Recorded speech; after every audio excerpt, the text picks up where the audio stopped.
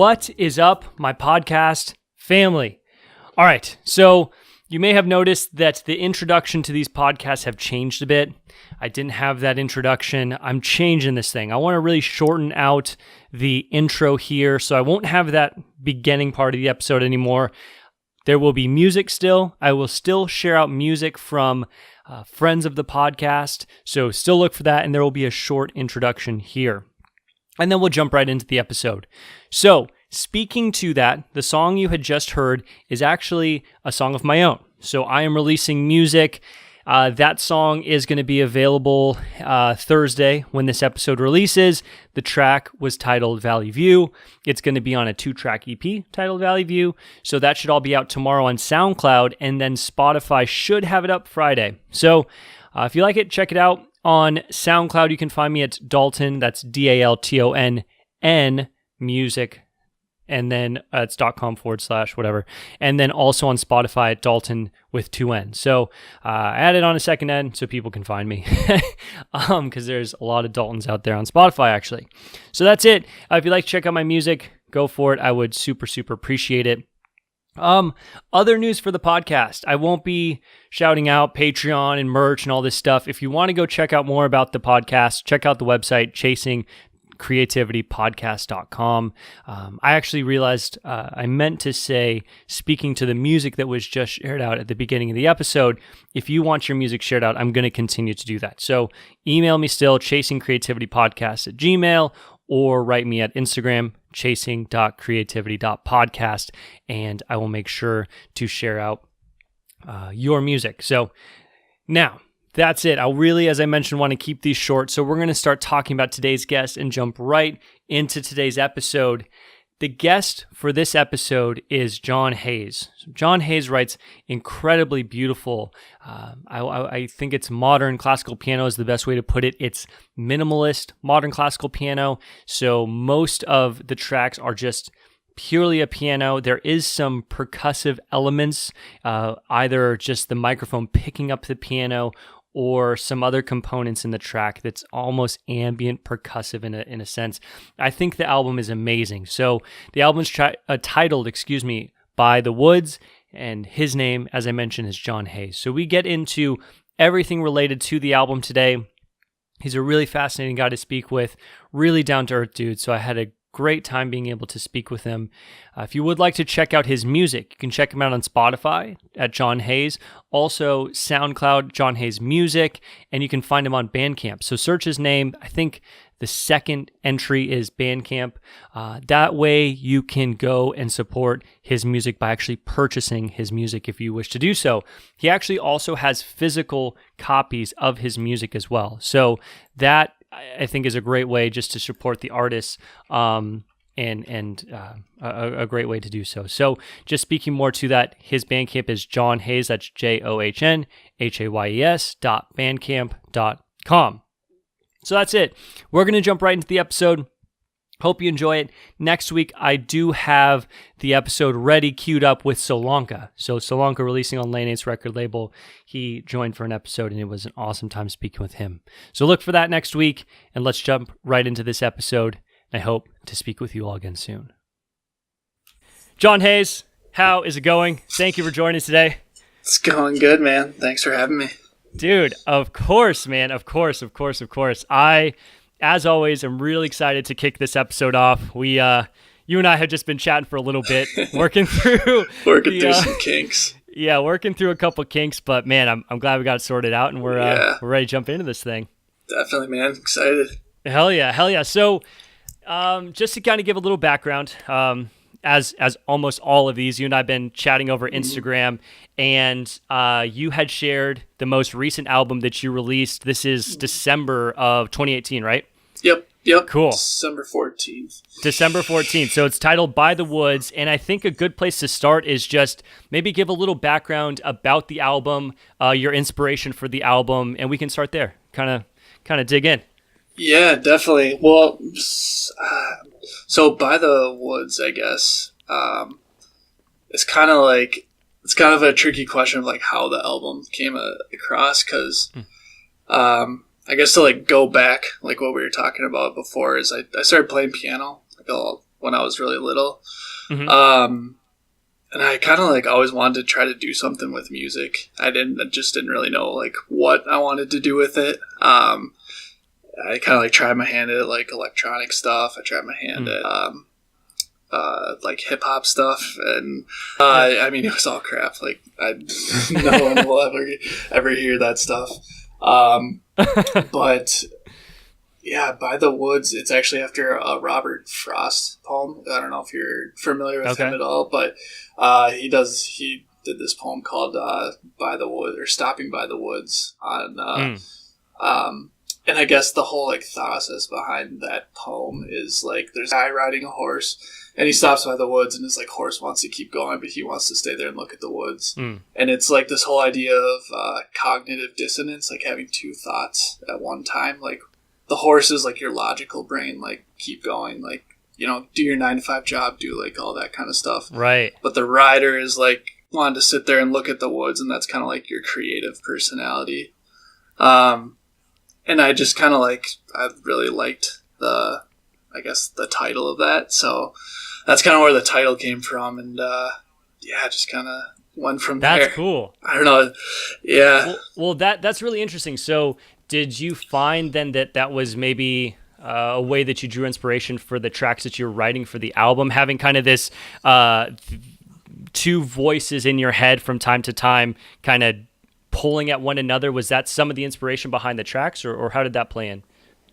Yeah, so it's kind of hard to explain in like just a answer like that, because again, it kind of all goes back to like wanting to do something with music and I just not knowing what. It all I guess to kind of on more of a serious note, about 3 years ago, one of my really good buddies passed away from like this super, super rare form of cancer.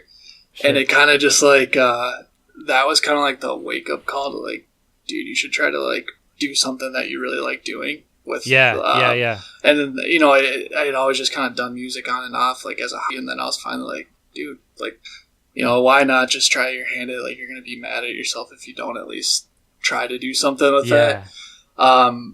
But it was like, again, kind of like this two thought processes. Like one was like, no, just keep doing your 9-to-5 job. Like do all this, and just kind of ignore that creative urge to do something. So yeah, I mean, that's kind of like where the inspiration came from. But then as far as like the songs, I had actually like written a bunch of those songs just on my MIDI controller in my room. I would just, you know, play, you know, kind of come up with little melodies and stuff like that. And I don't just like saved them, you know, on my computer. And then I finally was like, oh, you know what, I should like actually like compose these out, make them into like some actual like a song, not just like a little melody. So each song on there is like from a little, I guess like a person or a place within the last probably like 10 years of my life that I just kind of like developed these little like things. Like I'd come home and just like, you know, sketch something out on the piano and like save it and then like give it like a little filler name or something. So yeah, I mean, it's kind of, I guess I had to kind of answer your question there. Yeah, no, that's really cool, because I think a lot of people that find themselves writing and playing music find themselves in the same boat where they're around the age of like, so I'm almost 30, but like mid-20s, where they're like, okay, I'm working, I enjoy it, but is it really fulfilling everything I want to do?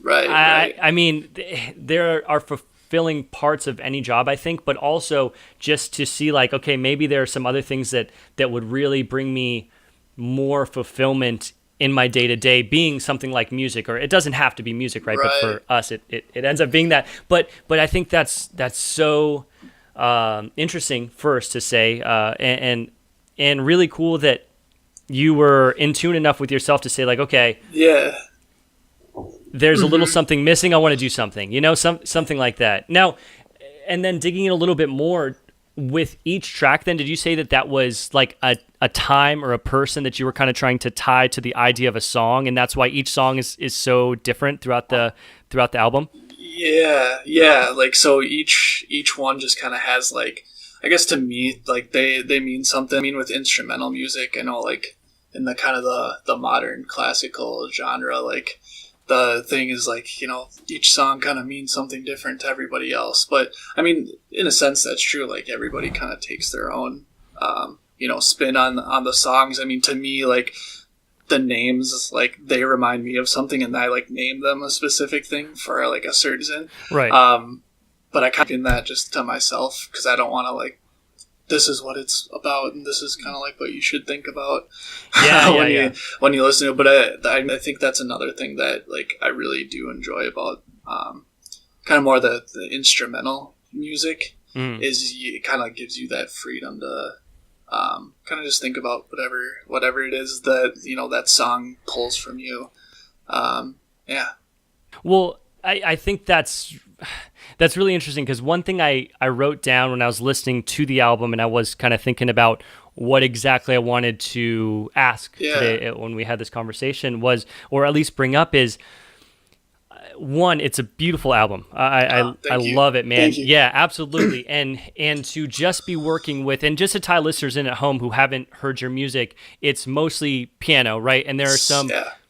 like only piano, there's kind of some percussive elements if it's either just sounds from the room or I loved how in a couple of the tracks there was kind of percussion almost on the fence where you didn't know if you were just hearing ambient elements of the room or if there was actually the intention of having some rhythmic percussion portions of the track. So I love that. I thought it was just awesome. But with the simplistic approach, right, the minimalist approach of just having piano, I feel that you did so amazing at creating these really emotive, deep, emotional songs. And I found listening through the album that some were more maybe uplifting, and then there were some that were much more somber, and it almost went kind of back and forth.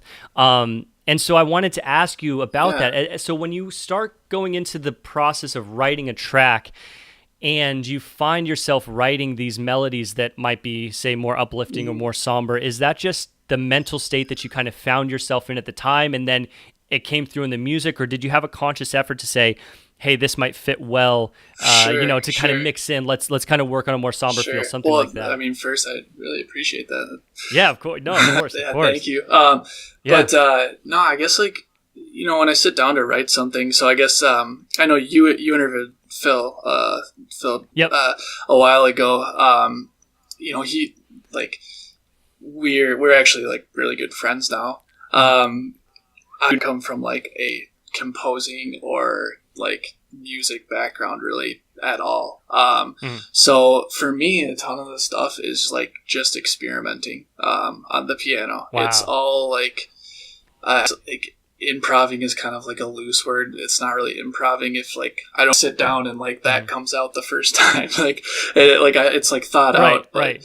It's really just like experimenting. Like I will just be watching like a YouTube video on like a practicing technique for piano, and that like I'll be down practicing it, and like so I'll like hit some certain note, and I'll be like, "Ooh, that like sounds good together with this," and then I just kind of go. Yeah. It's never really like a conscious effort. I think like mood when I sit down at the piano definitely has a effect on it that I don't think I'll ever be able to understand that like that portion of it. It's just kind of when you sit down and whatever the direction of the I guess your playing takes you is what kind of comes out.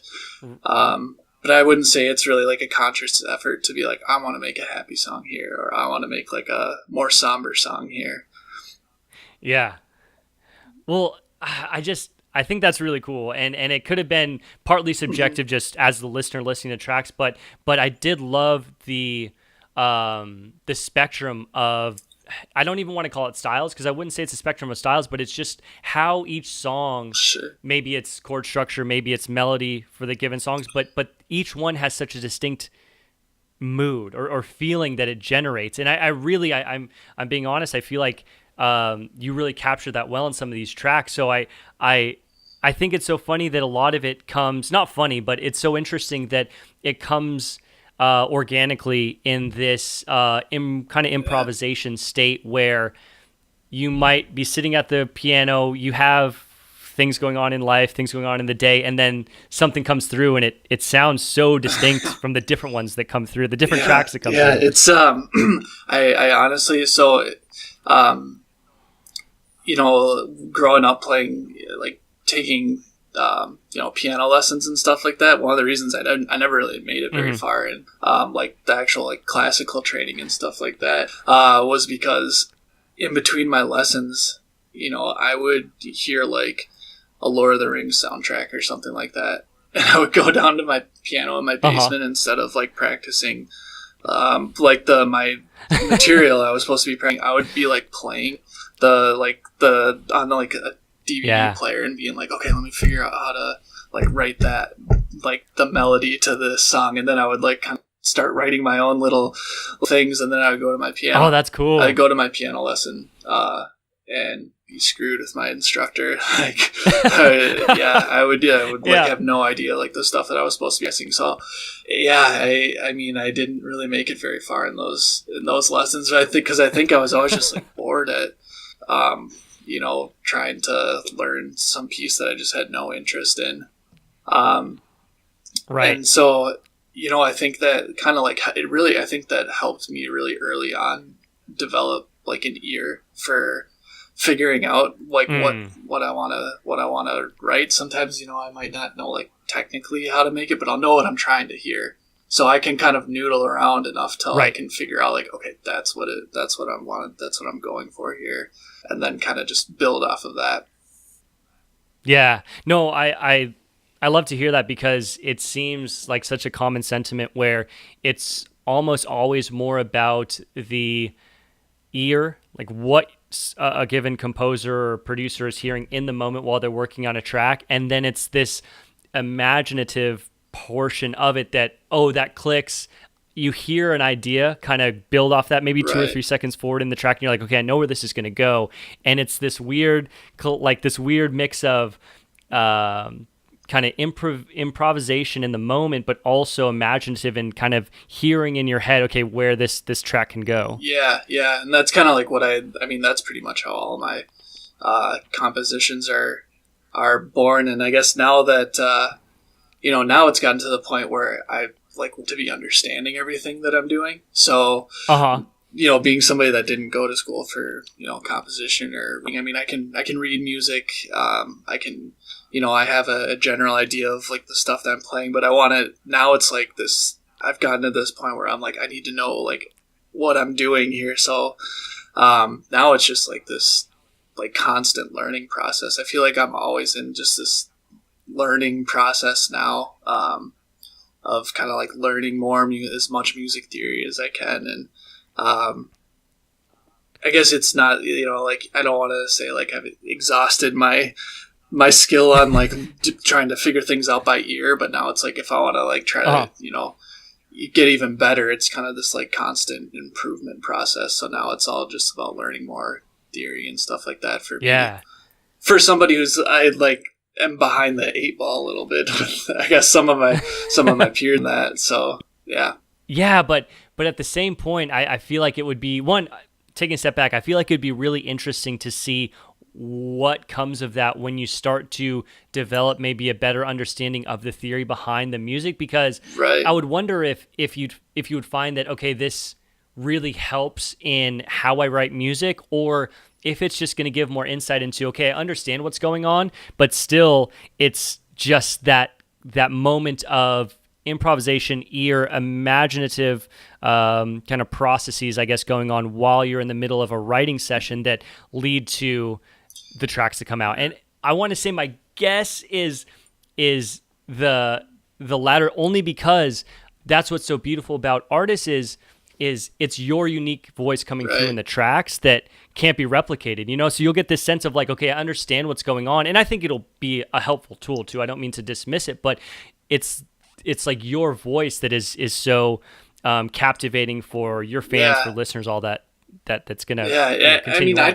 You know, I did not look at it as too much of a limitation, or I guess I look at it as like a limitation, but like, how can I be creative with that limitation? Like, like if maybe like to your point, like if I knew more of what I was doing, it wouldn't have led to like that next chord chain. That, certain melody note that like if I'd be like, no, that'll never work. So I would never even think to do it. Like that, it's more of just like, okay, well, yeah, let's try that out. And like I have no idea if technically that should work or not. I just kind of like experimenting with it. So I try to look at it as it's a limitation, but it also like how can I be creative with that limitation and like to my advantage to maybe make something that's unique. Mm-hmm.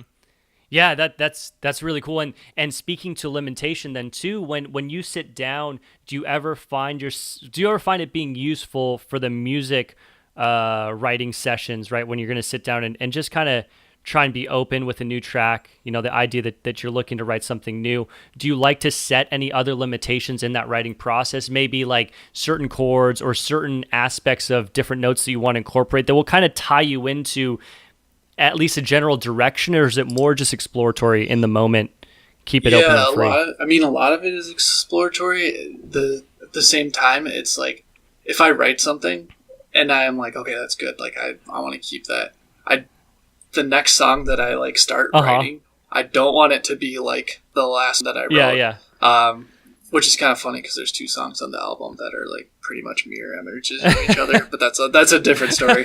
But like I guess that's kind of like I'll try to do a limitation of like, okay, like you did a kind of like a 3-4 time on this last track. Let's try to do something maybe a little bit different, that maybe like switch it like a time signature, or like have a different rhythm going.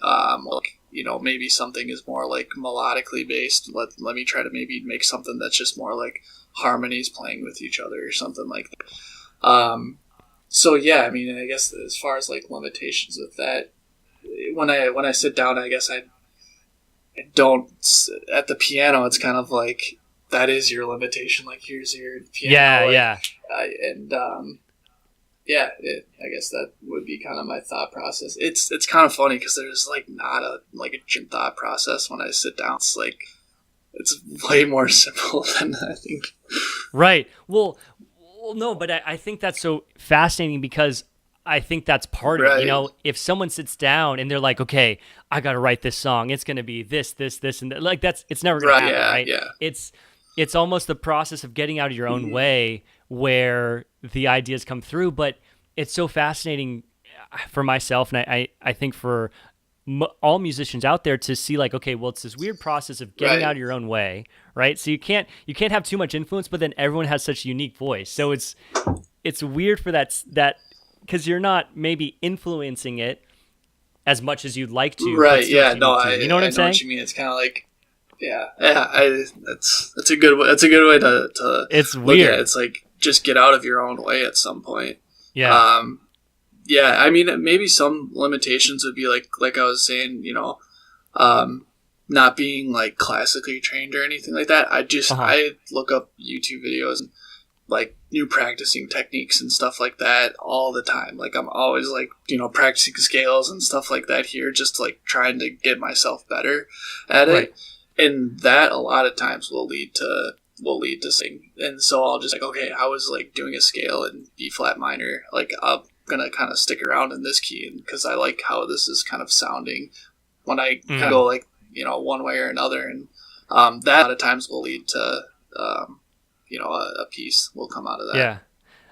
Oh, that's really cool. Because of course you having the experience with piano, it makes it more straightforward to say, okay, I'm going to stay in this key and I'm going to play through these chord progressions or scales, and that's going to lead to some insight as to where a track might go. But it makes me think of that totally opposite spectrum with electronic music producers who don't have experience playing on keyboards. They're usually just plugging into MIDI, right? So it's so cool that you get this experience, and same with other modern classical pianists, but you get this experience where a lot of the idea creation is going to come through the understanding of, hey, okay, I want to play in this scale, and you have the ability to actually play on the keyboard and play different notes and see in real time like what that sounds like. Because I'll be honest, it's not always that way with other conversations I've had. So it's cool. Yeah, no, it's I mean, I think that's one of the things. Like I mentioned, I kind of I did do like a decent amount of just like electronic for myself, just kind of like as a hobby, trying to figure out like that was kind of like early college and like late college. I was doing that just on my computer, and coming from doing that just like on MIDI and kind of like experimenting around with that, going over to the piano for me, like that's kind of like where I was like, okay, I can finally like, because I could, that you get the instant feedback, you get like the feel of actually playing the piano, and like that actually finally like was something that resonated with me right away. And I think that, especially getting, my new piano here too, that it almost like led me to a certain way on the piano too, that I couldn't get out of writing stuff just in MIDI, in a DAW. Well, that's so cool because, I think that moment where you say, okay, it like clicked with you to be working on the piano, that's probably the time where you really found a sound that was unique to your voice that really came through then. It like would click. I'm just guessing. It would click while you're working there on the keyboard, but also the music that's coming out, if it feels like it clicks there, I'm guessing that your voice is really coming through in the tracks then too. So now you're finding something that's like unique to you. And it's like, it's got to be really exciting at that point. So like going back to what I said, I would always kind of just like try to be figuring out stuff on my own, like on the piano, trying to figure out soundtrack melodies and stuff like that. Like that was always so boring to me. And then like going to school, I actually took a like long time off of playing piano through college. I like barely played it all. And then I, as like probably tons of people in the modern classical scene, I like stumbled across Nils Frahm. Oh yeah, and I was like, whoa, like this is, and it's funny. I just found him on like the Spotify playlist. Like I think I was listening to some like just like working playlist, and I found that, and I was like, wow, people like this is something that is actually like unreal. People like listen to this, and like this is like the kind of music that like I've always wanted to be like trying to make. And it's funny, like that was like probably 2 years ago around this time, probably, when I like stumbled across that. And it's just been, from there it's been like, okay, this is like, I finally figured out like this is like what I'm trying to make. So that was like a huge turning point as far as messing around with doing some stuff that maybe I wasn't quite as passionate about, but then finding that and just being like, okay, this is like having kind of like that. I'm a big believer in kind of like modeled success, like where you can have an idea of like something to work towards, and finding that was like a huge like, okay, wow, this is like something that I can do, and like people will actually enjoy it. That's so cool because. You mentioned that was like 2 years ago where you're like, okay, this clicks. This is something I want to work towards. And then you released the album at the end of 2018. So that's in an awesome way. That's a really short time period to find that and be like, okay, this clicks. And then just by the success you've had I looked at, your Spotify and to have a ton of streams and people listening to the album right off the bat like that, that's really fucking cool. I appreciate that. I think a lot of it took like, that turnaround time is like, it's pretty quick. I mean, this has all been happening really quick for me too. So that's why it's almost been like, not like information overload, but like it has been just a constant, like every day trying to learn something new. Like that's what like I'll read a book on like I have, modern recording techniques sitting right here in my room. I have, scale books, how to like, miking, piano. Like I have, like jazz chord books, like just literally trying to learn something new every day and trying to figure out, it's awesome. It's something that I really enjoy doing too. So it's awesome. Yeah. Well, so you mentioned at the beginning of our conversation that when you started to look towards, when this was a few years ago and you decided, hey, I want to do something more meaningful with my life. And you picked up, focusing back more on music. Where do you find yourself today? Is it a pretty fulfilling path for you, having kind of gotten to this, started this project, you're releasing music, you're getting feedback from people who are listening. I mean, where does that? Yeah. So, to me now, like it's the response to the album has been like way more than I thought it was gonna be. Like, I mean, it's kind of something like where you put it out with like, oh yeah, like I hope people like this, but like I'm not right. You know, we were talking before we started the recording here and everything. Like, should never really like expect anything from music. Yep. It's kind of like that. Yeah, yeah. I mean, so I wasn't like expecting it to like get that, but right.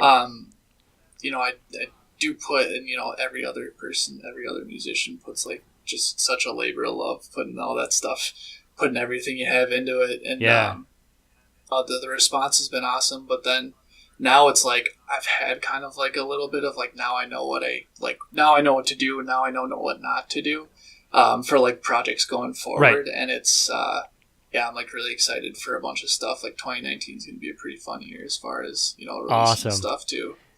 And so I wanted to ask about that because on your Instagram you have it's one of your posts where you're working on a synth, and it might be like a Moog or something, and it's a totally different sound.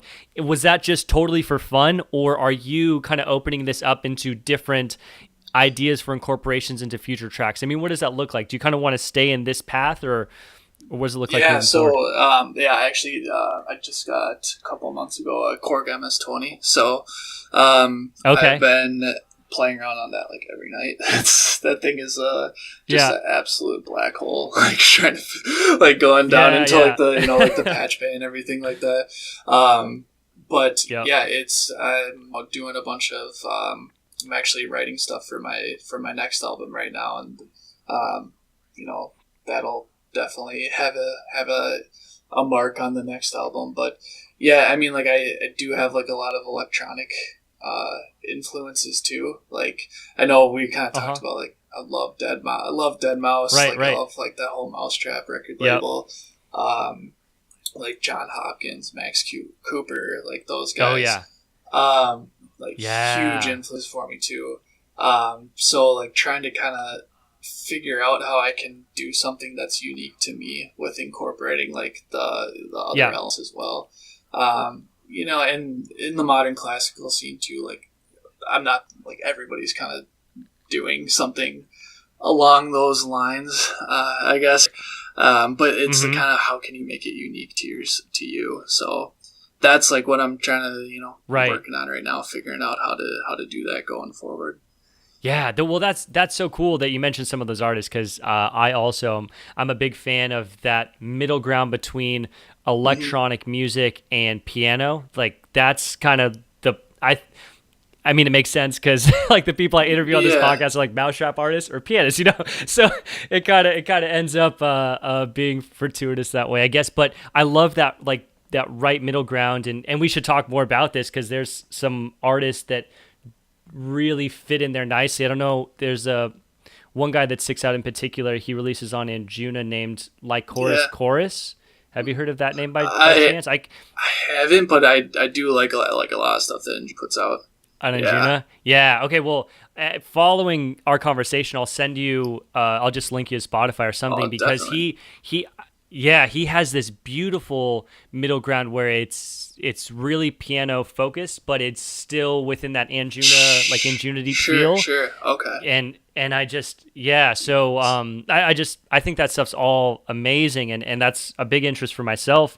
But you are right. It's interesting to have these conversations with producers because there's always this battle now of having a unique sound. That's for everyone because there's so much music. You know, it can be really challenging because everyone's listening to everyone else. You know, there's so much music out there. There's so much influence from other artists. You're not siloed without any form of technology around you, you know? So everyone has access to what everyone else is making. So that's a challenge for every artist. And I mean, what do you do about that? Do you at times just cut out music altogether when you're working on writing new tracks, or does that just not fit with the lifestyle? You're like, I gotta listen to music. So that would be really hard for me to like cut out listening to music. I think it's like, you know, when I'm like, I guess if I'm listening to like an electronic track or something like that, like if I'm listening to Like maybe like John Hopkins or like a Max Coupe something. Like then maybe that'll spark something on the piano. It'll be like, oh, maybe like more of like a melodic component, kind of like an electronic melodic component. Like how would I put that out on? How would I voice this out on a piano? Like how would I make that sound interesting on a piano? Right. But I don't know. To answer your question, like I think that's like the hard part of, you know, becoming like your own unique musician, is finding that really unique voice to you. Because I think once you do that, then like the options really open up for you. But it's kind of initially finding that unique sound to you. Like you look at all the guys that are giant now, like they found like that unique sound to them. And that's what makes them like the head guys, is because they found that sound. Right. I love that. I love how you mentioned that, because it's true. Like I'm a huge Deadmau5 fan. So if you go back and listen to old Deadmau5, you hear tracks that are really uniquely him. You start to hear his sounds change because he's put out a massive amount of work, so much stuff. But but you hear in the early stages, I feel like, kind of glimpses of this unique sound that's going to be him, but it's also this exploratory time with early tracks too. So I think you put that so perfectly, because it's those early times where an artist works on it, they find what that sound is, and then once it kind of hits, it clicks, you know, and then that really starts to move things in a different direction, you know. Have you seen Deadmau5's masterclass? So I have it. My buddy Shao is gonna. I haven't watched it yet. Okay. I have it. Yeah. I have a friend who purchased it legally for me. But I need to watch it. Dude, yeah, he kind of talks about that, which is something that was like, I think it really resonated with me. Is like when you're first starting out, you know, you maybe find somebody that you're like, okay, I want to try like sound like that. And then once you can kind of like start figuring out how to do that, that's when you can figure out how to start branching off to make your own thing. Like just almost like starting from scratch and just being like, all right, I'm just going to go make my own brand new sound from nothing without even like trying to get to you know, trying to sound like something first. I think that's really tough. Yeah. But like, you try to find something that you're like, okay, that's what I want to kind of basis of what I'd like to sound like. Yep. And then I can figure out how to make that unique to me. Yeah. No, I totally agree. I feel like it's almost impossible to off the bat be like, okay, I'm just going to be totally unique. And part of it is learning the instrument, whether it's piano or it's working in a DAW, which is also just a total mindfuck when you just start out. You know, it's can be really challenging. So just off the bat saying I'm going to be super unique, and it's almost impossible. You know, it's almost impossible. I think in order to do that, you have to have an idea, like, in a grasp on, you know, the tools that you're working with and how to make them unique. If you don't know how to use them, then it's like, how would I go about doing that if you don't have any idea? Right. And it's also funny because when you really try and define like what a unique sound is for an artist, it's like these subtleties, you know. It doesn't have to be totally in a left field like this is so unique, because it's still gonna fit within a genre, but it's these little subtleties that make someone stand out and be so unique and beautiful, you know. And it's that voice, it's unique sounds to that artist that and for modern classical, I feel like that's why it can be so interesting too, because you are limited. You by choice are limiting yourself to just the piano, you know. So all the uniqueness needs to come in how it's recorded and the melodies and composition, which of course can easily be done, but it makes it very interesting for that same fact. That's one of the things that I love about the modern classical thing, is it's gotten to, like, you know, a lot of it is, you know, piano and strings, but what's awesome is like all these amazing composers have done like such a good job at, when you hear it, even though it's the same instruments that a lot of people are using, like, you can tell right away who it is. You're like, oh, that for Arnold's like that I can tell right away. Like even though it's just like that, it might just be strings and a piano. Like I can tell right away. Or like people figuring out how to do that. Or I don't know if you know like Lambert no. or you Beving. No. Any of these other guys, they're awesome piano. Like as soon as you hear their piano, like right away, you're like, oh, that's you Beving playing the piano right, or that's Lambert playing the piano right there. Yeah.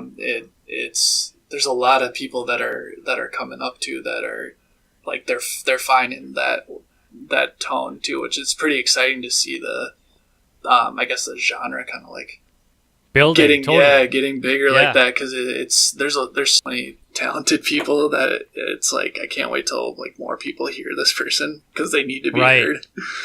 Yeah, it's so cool, and it's.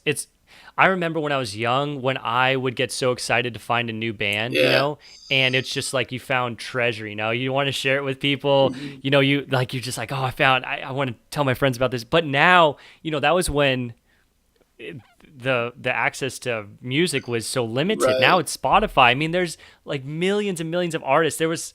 I wish I saved the number, but when they were doing those end of the year statistics on Spotify, it had something where how many artists are on Spotify, and it's in I think it's like hundreds of millions or tens of millions. I mean, it's insane. So many. It's insane. It's crazy. Like I mean, like when did Spotify become like so giant? Yeah. I mean, it used to be like SoundCloud. Right. I mean, it seems like there's a new one that like in like 10 years is Spotify. Like what's going to be the next Spotify? Yeah. It's crazy with those like all the streaming stuff. And that's another reason too why like with my album I did want to make physical copies to it. Like that was a really important aspect of like I was like talking with Viola and I was like, I need to make sure that we do like just even if it's just cheap CDs, like we gotta do some kind of physical copy, because like I just wanted to make sure that I made something that's like, okay, even if Spotify is now not a thing in 20 years and SoundCloud isn't a thing, like whatever, like I feel like I made like at least I have something physical. You made like that a I thing. Made. Yeah, like I made that. Yeah. Do you have those available? Yeah, Are those out there? I do. Oh, I didn't realize that. I was just because like one thing I thought was so cool when I started this is like I would like to have one day like a little studio where it's like I have something like I'd buy the CD, like where it's like, okay, this like it will remind me of our conversation. Yeah, I think that'd be so cool. So I want to go check that out. I didn't realize that. Oh, dude, yeah. That's a cool idea. On Bandcamp and my website. Hell yeah. Because usually with I think that's a really unique idea. A lot of times with Bandcamp, it will be like, and I absolutely promote the support. It's like people should be out there promoting artists, but oftentimes it's a digital download, which is cool, but to have a physical copy of something, especially even starting out, I think that's really, really cool because it gives your fans something they can be like, okay, I have it now. Yeah, right. Yeah. I'm really glad like they turned out really nice, and it's just something I'm like really I've been very proud of, especially for my first project, just because I know like how much work like a short amount of time like we talked about that I've literally just been sinking into after getting home from work or on my break at work, just sitting in the car like, all right, how do I mic this, and just finally like having an end result and people genuinely liking it has been awesome. Right. Yeah, that's super, super cool. Do you find then when you're working on these tracks, you mentioned finding time during the day, whether it's after work or just trying to learn a little bit during lunch, do you find certain times of the day giving you maybe like, do you find yourself in a more creative space at certain times of the day, whether it's like right after work or middle of the night, something like that? Sometimes it's frustrating because like a lot of times stuff will hit me while I'm at work. I'm like, oh my god, like I wish I could go like record that idea. I like will write little notes down on stuff and just be like, all right, when I'm home, I'm gonna like try to figure out like how would I do that on the piano or something like that. But normally when most of my recording and stuff takes place is at night. And it's usually just like I said, kind of like the ideas that I've kind of been going through during the day, and then I'll try to figure out how to do them on the piano and sit down. So yeah, I have been trying lately to work more in the morning. Like I just did something the other day. I'm working on some stuff for Piano Day, which do you know Piano Day? No, what's that? Yeah, so Piano Day is this awesome thing. Actually, Nils Frahm started it. It's on the 88th day of the year. I believe it's March 29th. But 88th day of the year for 88 keys on the piano. Oh, and just like, yeah. Oh, that's cool. Yeah. Yeah, so like a lot of new people will come out with a single for Piano Day or something like that. So yeah, I was just like working on something for that the other day, and I did it in the morning, and I don't know if this is recency bias or not, but I was like, this is one of the better stuff that I wrote, because I think what I did was I just recorded a little snippet of it in the morning, and I bounced it down really quick, and I just sent it to my phone, and I was listening to it at work, and just kind of like thinking of ideas of like where I wanted like the melody to go. Yeah. So then when I came home from work, I was like, I almost had like the whole thing mapped out in my head of like how I want to go. And then I would just kind of sit down and I would just hit record on the mics and just kind of hash all that out. However I do that.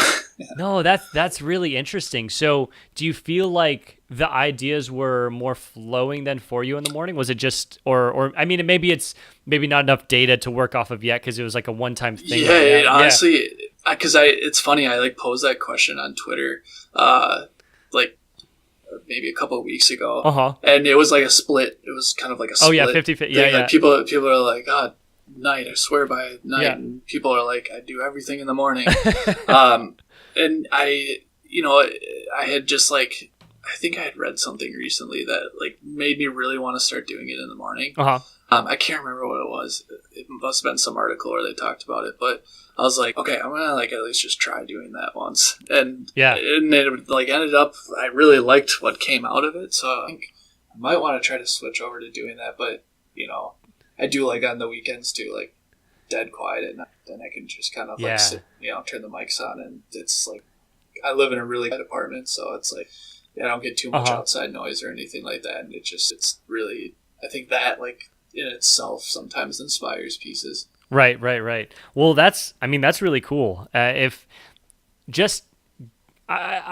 I'm most fascinated about is the unique processes people go through to work on their craft. I feel like it develops over time, and I want to spend more. I've been meaning to do this. I've been meaning to spend more time researching artists and maybe reading like, I don't know, like a biography on other artists, on artists or something. But because I get this sense that a lot of people will play with these different ideas as to how they want to work on music, and something will click, and then they're like, okay, this is it. Like I figured out something that for me personally really works well for when I want to work on music, and I'm just going to do that, And you might have found like morning might just, for whatever's going on with your brain chemistry, whatever's happening, like that could be like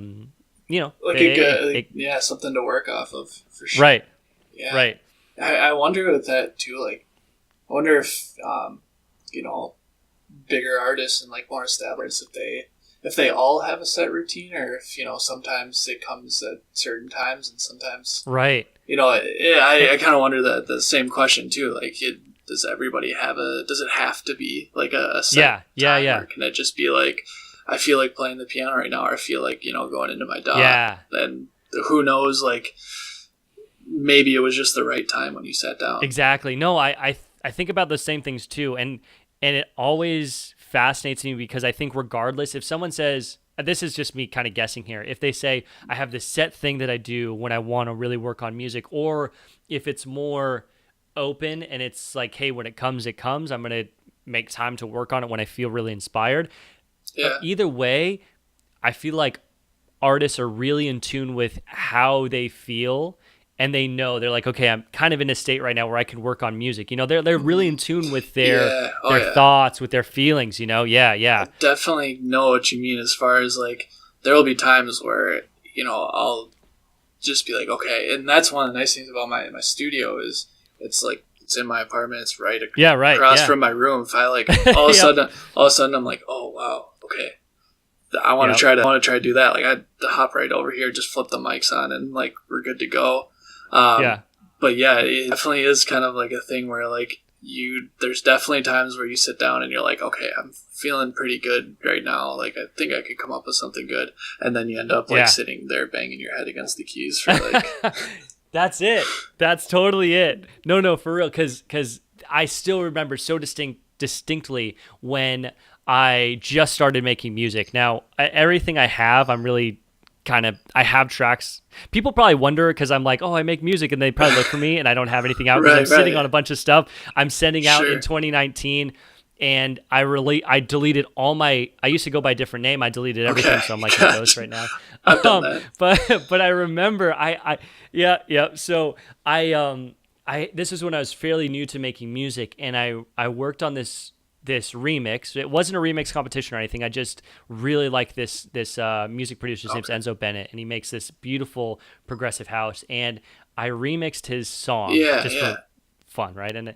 And I sent it to him, and he would hit me up on Instagram. He would actually respond to me. This is when I was like I knew no one in music. Like I was totally like siloed, and he'd actually respond to me. So I sent him the song. I was like, dude, I love your music. I remix your song. Do you mind checking it out? And he's like, yeah, totally. And he always would respond. Then after I sent the track, nothing. But the reason I bring the story up is when I was really stressed. And then the next day I was like, fuck it. I'm just going to work on new music. Whatever. I'm going to start new music. And I could not come up with anything for days because I was so stressed. I was like, I was in my head. I was like, I got to make something better. And it was garbage until I took some time and just let that all pass. And then I just tried to go back to making the music I want to make. Then it was a lot better, but it's so funny. Oops, sorry, the stream. I got to fix the stream there. But it's so funny based on where you are mentally, how it's going to impact the music, Yeah, no, I would completely, I agree with that. I think there's a point to it too, where it's fun to look back on stuff like that too. Yeah. Where you look back and you're like, that's like the point I was at in my life, like as far as like what I had to say musically. Yeah. Because. But I know what you mean as far as like, sometimes you stress yourself out like, okay, maybe like so-and-so didn't like this, so I have to make something better. Right. Maybe it just wasn't their cup of tea or something like that. It's not that it wasn't good. Like me, who knows? Maybe you sent it to me and I thought it was like the greatest thing ever. That's it too. Yeah. It's subjective at the same point. Yeah. So it's like, when one person, doesn't like it, it doesn't mean that, it's not like, especially like submitting stuff to in neoclassical, just like with every genre, like sending stuff to blogs and everything like that. Like some people get back and they're like, "Oh, this is amazing," and then some people are just like, "It was too harsh." And like some people will say about the same song that, like, "Oh, it was so mellow." Like, all right, yeah. I mean, you take whatever, you just kind of take whatever you want out of it, but I don't think you can beat yourself up about it. No, totally, and it's funny that you bring that up because music is you have to be ready for so much rejection, right? You're like sending music all the time. You have to be ready for people to be saying no, and on top of it, we were speaking about this before we started streaming. Money wise, it's like streams don't pay. It's a grind. You have to be going into this loving making music so much that it doesn't matter. It's just and I think that's where it has to start for sure. Like you have to and I mean, like saying that you love it too, like I mean there's tons of times where I get so frustrated with myself that I'm like, do I really like doing this? Like this is this really like something that I should have, bought a piano for? But that's not something that you can just kind of cheap little buy. There's certain times where I'm like, oh, this is so frustrating. But I think part of like loving it too is like when it does get frustrating, figuring out how to get better, like how to fix it. And I think it's like a huge thing with any people creating things. I think everybody gets frustrated at certain points. Oh, totally. Yeah. And like dealing with the rejection of, this isn't good. Yeah. That happens to everybody. Yeah. There's another, I mean, that's part of it too, as I think you were kind of alluding to there. It's like the frustration is another component I didn't even mention, but like you'll put out a track and then after you're like, I don't know. And then people like it and you're like, I don't know, they're just being nice, you know?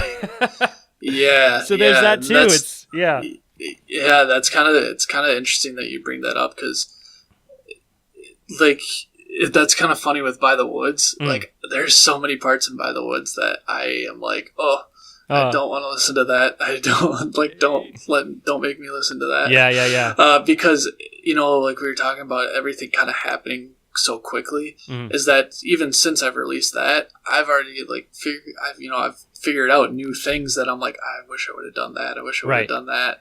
But everything kind of, you have to, it's something you look back on and you're proud of. But at the same time, you're like, knowing what I know now, I probably, would have probably done that different. Totally. Yeah. No, I totally agree. And, I think everyone almost across the board does the same thing. I haven't met anyone so far they're like, oh, my second album, it's the best. No one, everyone is like, oh, I can't listen to it. Don't make me listen to my old music, Yeah. Or even just recent releases. Once it's out, it's like on to the next thing. Right.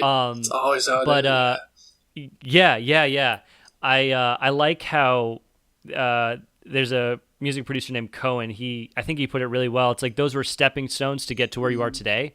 And you kind of mentioned that too. It's like you look back at that voice you had a while back, and that's what you could bring to the table musically, and it's changed, it's evolved, but that really changes the conversation to just be more accepting of like, hey, this is what I made. This is how I got here today. I'm going to be happy about it, even if personally inside you listen to, you're like, oh my God, I can't listen to it. I think there needs to be some kind of like finality to a piece. Because I think, with music, especially, like, you could sit there all, for the rest of your life trying to like nitpick every little thing that's wrong with it. At some point you need to just, and I think that's what's so hard about like finalizing an album is you're almost like, it's final, it's done, that's it. Yeah. That's what it's going to be. And I think that's what's like so scary about, putting that final cap on it. Totally. Oh my God. You nailed it there, because I think I know myself, and I think with a lot of people, so many people say, okay, I'm 80% done with the song, and you have pretty much everything there, but it's like you don't want to just finalize it and be like, okay, it's done, because then that's it. You're sending it out, and I'm sitting on a bunch of stuff where it's like pretty much done, but it all needs to be mixed and mastered, and it's like I'm not totally happy with some stuff yet. So that's it. You can kind of still hold on to it. Right. And not just put it out into the world. Yeah. Yeah. I agree. Like it's just, you got to get to sometimes I think it's important just to be like, okay, this is where I was at. Yeah.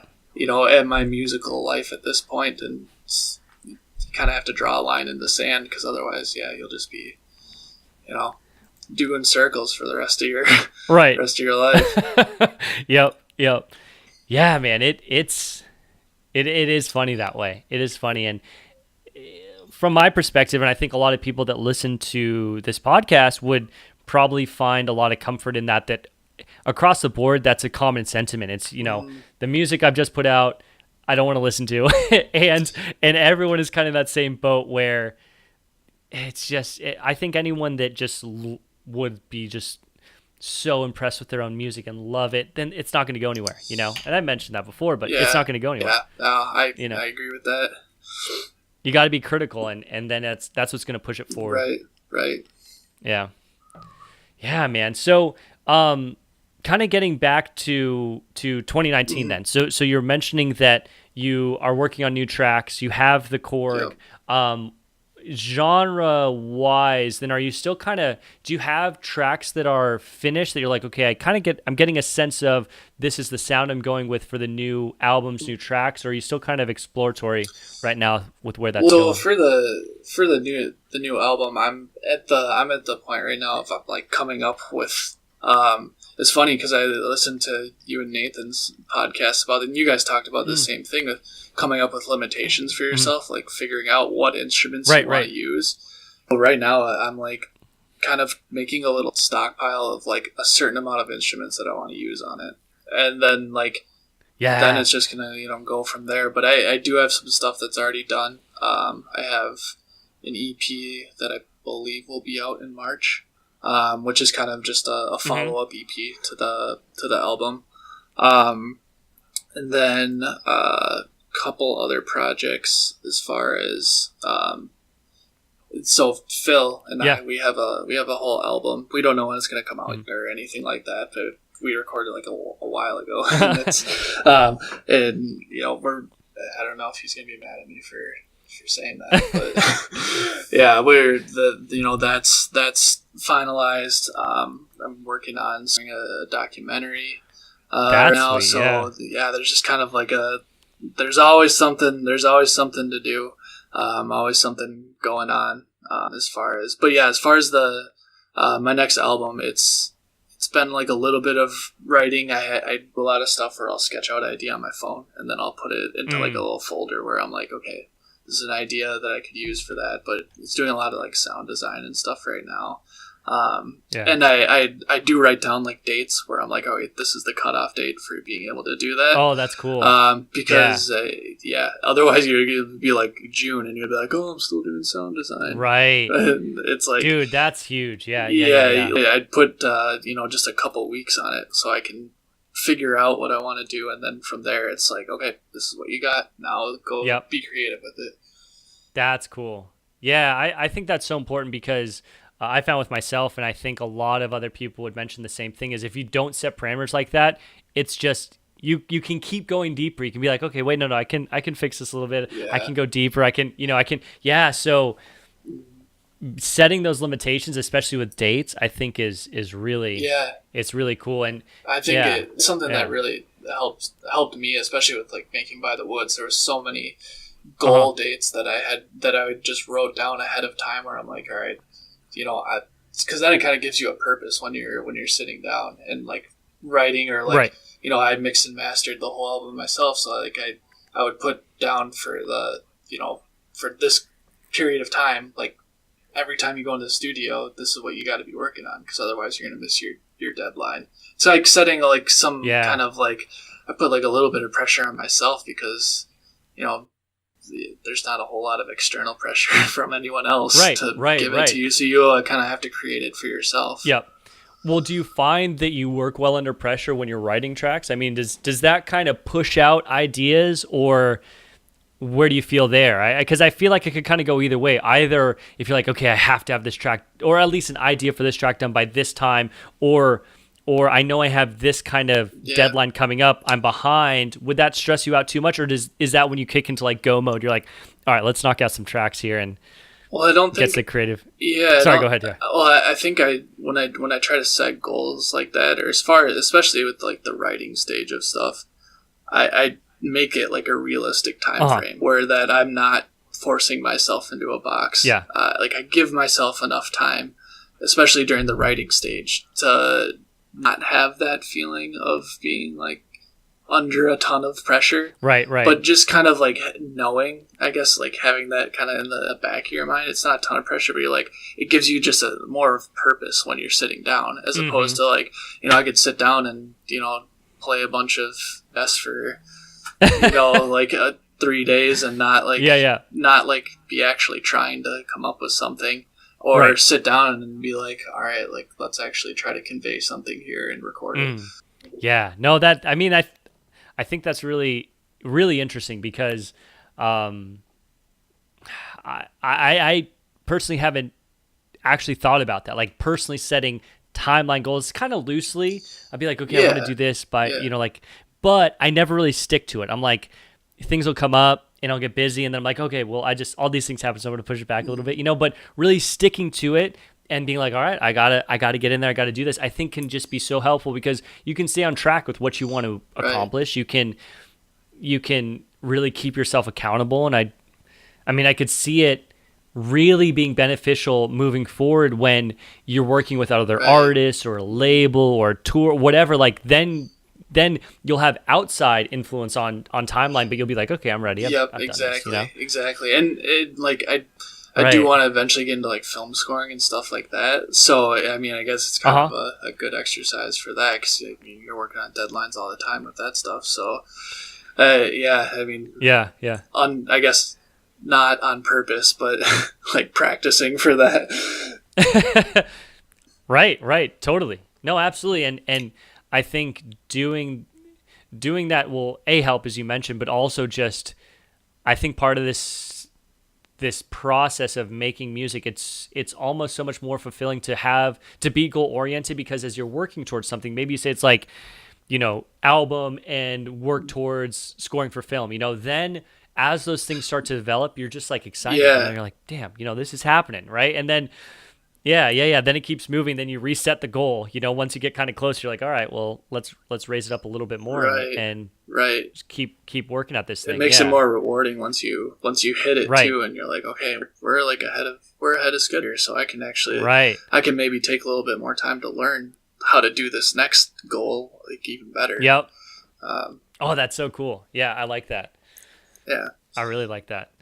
That's sweet, man. That's really cool. And um, I have to imagine that more so than we've even spoken about today, that dedication and that emphasis on kind of sticking to a schedule and being accountable for yourself and how you're looking to make this thing come to life mm-hmm.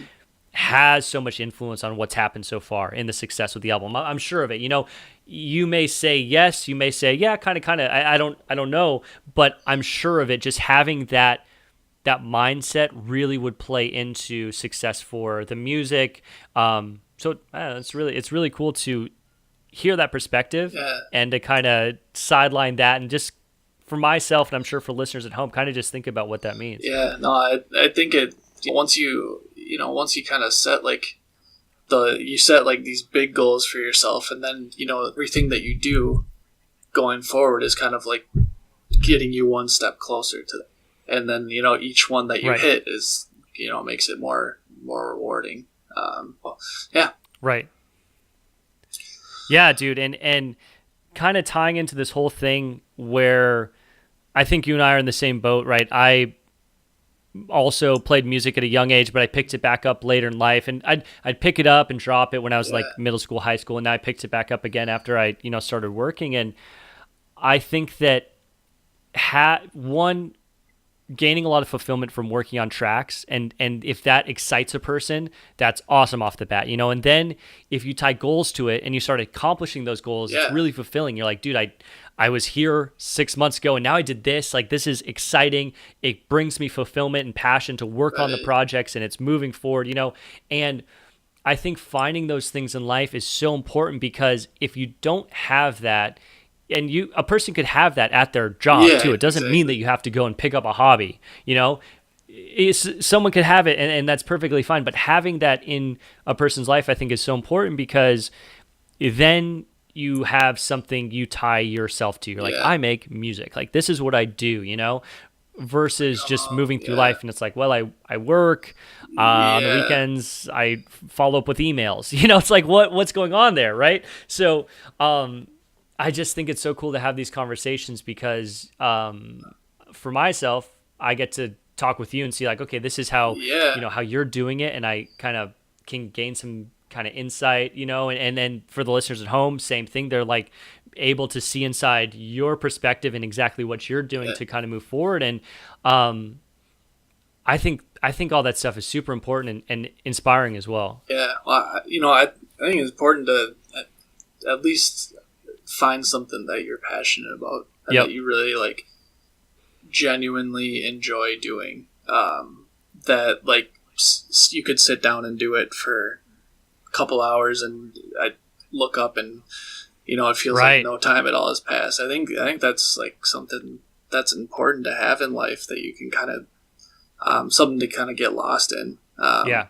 So yeah, I mean, I'm fortunate enough to have found it in music, and unfortunately, it took like um, some bad circumstances for Oh, me to right. like Yeah. Yeah. figure that out. But Right.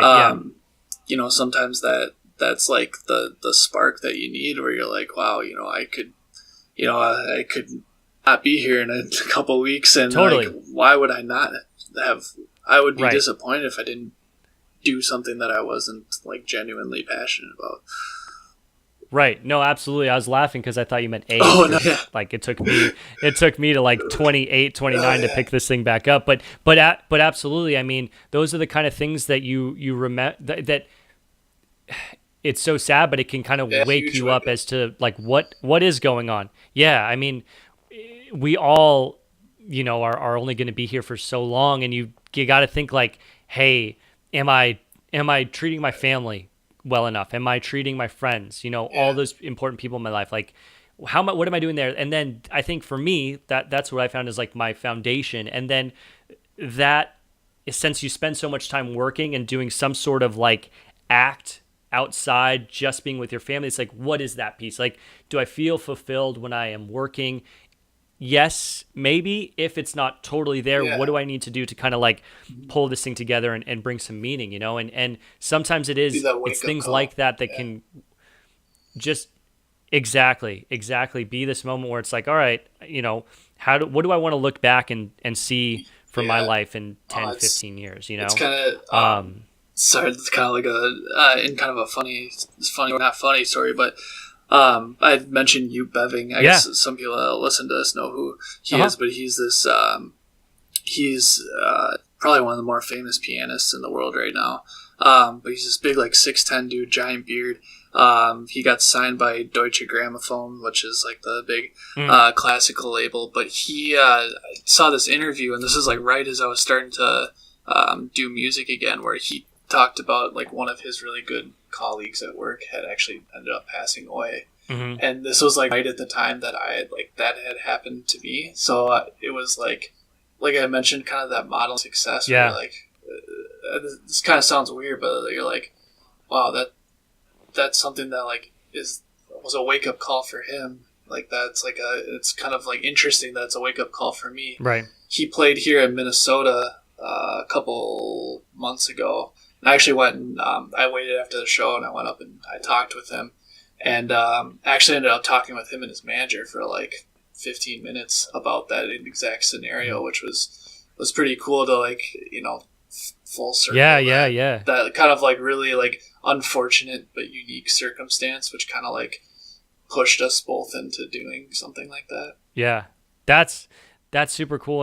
And one thing that so I guess kind of what I meant to bring up is I think it's awesome that there's access to conversations like that. Like he had that internet or that conversation Right. or that interview where you Yeah. had access to it, on YouTube or wherever, and that totally opened the door to like who this artist is, and it inspired you, right, when you were in a same situation, and it allowed you to kind of gain kind of like strength from that and an idea of how you want to Yeah. move forward.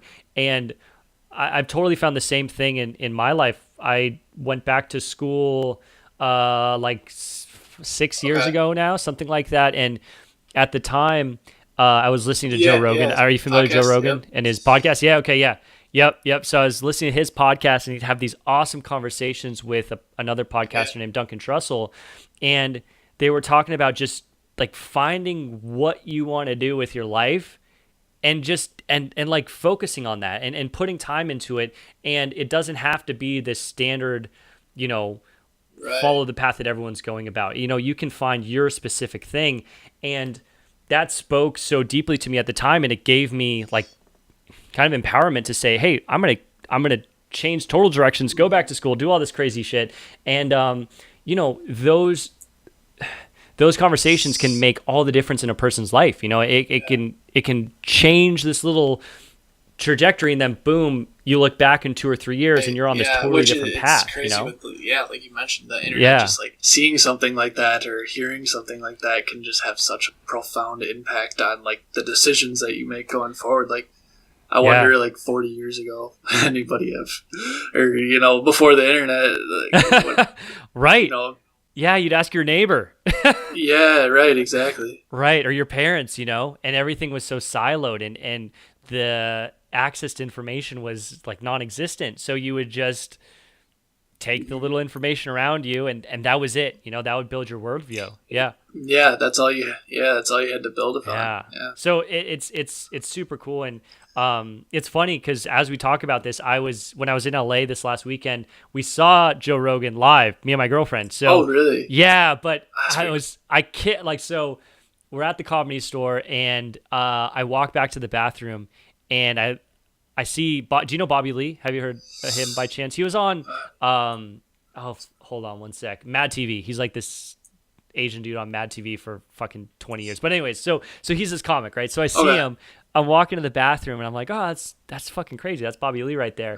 And I knew the Comedy Store is supposed to be this place where comics will just hang out, and they'll talk with each other. They'll talk with other comedians. And I look over, and there's this open door into a back kitchen of the Comedy Store, and it's Joe Rogan, Tony Hinchcliffe, and Brian Redband. And I'm like 3 feet from Rogan. I'm like, shit. And so I didn't say anything. I kicked myself because I was like, you know what? After the show, I'll go talk to him, because he was talking with the other comics, and he was like back in this kind of not like a really open area for regular people. So I was like, I don't want to be that guy. So I was like, fuck it. I'll just go watch the show. And then after, maybe I'll see him at the bar hanging out and talking to people. And then he was gone. So sucks. Hindsight 2020 type deal. Exactly. You don't want to be that guy. My girlfriend and I were exactly. You don't want to be the guy that goes up and is like, hey, let me stop your conversation and tell you why I feel like it's important for us to talk. It's got to be organic, Right. So, but I mean, just means my girlfriend and I were talking about, we're just like, well, we got to go to LA now more often. Rubbing shoulders with I don't know. All the bigwigs there. Yeah, it is so weird. And like Jeff Ross did a set, and it's just so weird to see these people you see on, YouTube or TV or whatever, and just kind of like regular guys walking around like, oh yeah, they're actually like, they're a normal person too. Yeah. Hey, exactly. Yeah. You forget it's just like this other real person, just they're living in their own bubble. They're having the same internal conversations we're having about like, my art is meh, my music is whatever. Like they have those same conversations, they're just like us. Yeah. I think that's like a cool thing about, like the internet interviews and stuff like this. You kind of get to see like actual like human element of people, which, before you didn't have access to anything like that. It's just everybody looked up to people like they were like some untouchable person. But you kind of get to see like the more human element to a lot of people with, like the internet interviews and YouTube and stuff like that. Yeah, totally. I think it's so cool, man. And it's awesome. And I love these kind of things just popping up and having the opportunity to just reach. I say this too much and people are going to get annoyed, but the fact that I can speak with you on Instagram, right? This free platform. I hear your music on Spotify for free. And then we start chatting. We're like, hey, let's do an episode and let's talk over the internet and record it, Right. It's like, it's so fucking cool, I know. It's crazy. Yeah, man. So, fuck. Well, I've freaking loved this, man. I just loved getting into this. And we just knocked out like over an hour, and it felt like probably 10 minutes, right? Oh, dude, yeah, that flew by. I know. That's crazy. And it's funny too, because I'll reach out to people and set these up, and I forget that I should give some preference, like some information. Like, dude, I don't have a lot of questions, but I promise it's going to be totally normal, right. Because you going into it, you're like, well, what's it going to be like? Are there going to be questions? Blah blah blah. But dude, you get into it, you start chatting, and fucking an hour goes by, and you don't know where the time goes. I know. Yeah, it's crazy how time flies. It's like, this is like the first time I've ever done anything like this, so it's kind of like, it's cool for me. I appreciate you having me on. Of course, man. Of course. And dude, if you want to do it again, say whenever, next album that comes out around in March, or did you say EP in March? Was that right? To follow up EP? Yeah. Yep. So if you want to do it around then, or wait and then do it with an album release, or whatever you want to do, man, I would be more than happy. Knock out another episode. Yeah, dude, I would love to. It's kind of, because it's kind of interesting, like just looking forward in a year. How much stuff both of us will have learned just like that short amount of time with kind of like that learning process, like we were talking about. Yeah, no, and the sad thing will be like, how did 6 months or Oh a year yeah, pass? I know. It'll seem like yesterday that we did this episode, Yeah, but remember when we couldn't figure out the audio? exactly, man. Well, yeah, dude, I'm absolutely down, and I'm excited to hear new music, and across the board, when things come out, I'll be, blast them out on Instagram and everything. So Awesome, man. I appreciate that. hell yeah, thanks again. Yeah, have a good one.